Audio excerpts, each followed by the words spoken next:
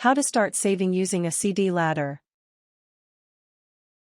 Certificates of deposit, CDs, typically outperform bank savings accounts and in the U.S. are guaranteed by the FDIC, or the NCUSA for credit unions, for up to $250,000. A CD ladder, a series of CDs with staggered maturity dates, provides both liquidity and respectable returns. If you have anywhere from $1,000 to $50,000 sitting in savings, this might be a good core investment option for you. Steps.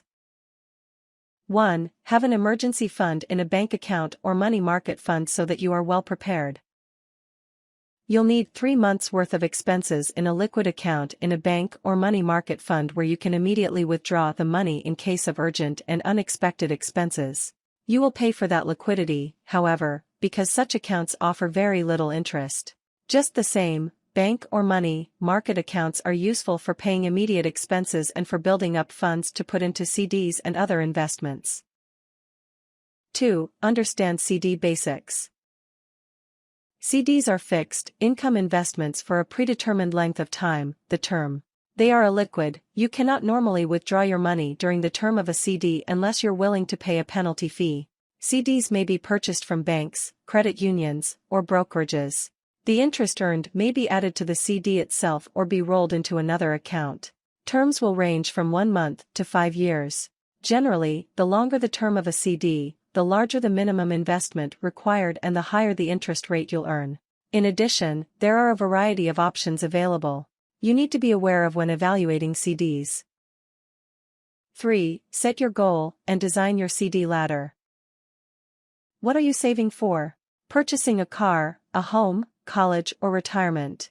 Your goal determines how much you need and when you need it. To create a more substantial emergency fund, 3 to 6 months' worth of expenses is often recommended. You might need $3,000 a month for 6 months or $18,000. Each time a CD matures, roll it over into a new 6-month CD. If you're saving for a new car or down payment for a house, invest in longer CDs and purchase progressively shorter ones so that all your investments mature at the time you need the money. For instance, if in 5 years you would like to purchase a home, you can buy a 5-year CD now, then in 1 year purchase a 4-year CD, in another year purchase a 3-year CD, and so on. All the CDs will mature at the time you plan to need the money. That's the ladder. For retirement, you might have CDs with 5-year maturities staggered a year apart, each to be reinvested in new CDs. 4. Shop for the best buy. There can be a wide range of rates paid by CDs with the same term. Use a calculator to show you the best rates available. Consider all your options when shopping. 5. Review CD features and ask questions if you don't fully understand them. 6. Roll over maturing CDs. Before a CD matures, shop around for reinvestment options. If you don't take immediate action, the CD may automatically roll over and may not earn the best interest rate available. Most banks will require you to transfer your investment into a checking or savings account within 10 days of maturity. Otherwise, it will automatically roll over into a new CD with the current interest rate. This is great if you don't want to have to actively manage your money, because the new investment will have the same term as your old one. Your income from the previous CD will be added to the balance, and you will earn compounded interest on those earnings. Tips. Read the fine print. All of it. Ask questions about what you don't understand. Credit unions generally provide higher interest rates than commercial banks do. Many credit unions make it easy to open an account and may no longer require new customers to be affiliated with their sponsoring organizations. The key to using a CD ladder is to tailor it to your own personal needs. No one understands your financial situation better than you do. If you start saving and find that you can get by without that money more easily than you thought, try longer terms, which typically pay higher interest rates. Since CDs have guaranteed interest rates, there is no risk of losing money as there is in the stock market. Federally chartered banks and credit unions, and any CDs purchased there, are typically insured by a governmental agency such as the FDIC or the NCUA. That makes CDs from banks and credit unions among the safest investments available. CDs from brokerages are only as safe as the brokerage. Keep track of your interest. When tax time comes, it must be reported to the government as interest income.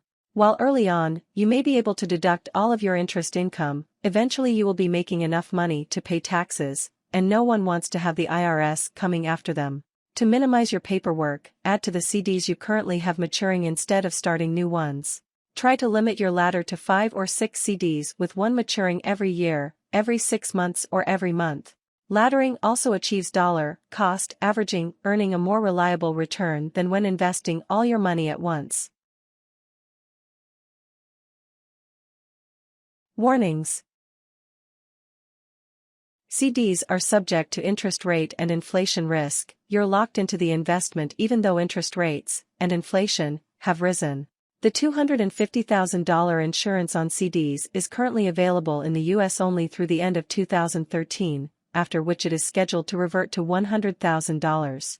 However, you can effectively increase the insurance amount by obtaining CDs at multiple institutions and by different combinations of ownership with your spouse. Early withdrawal penalties are very expensive. If you don't absolutely have to have that money now, it would be better to wait.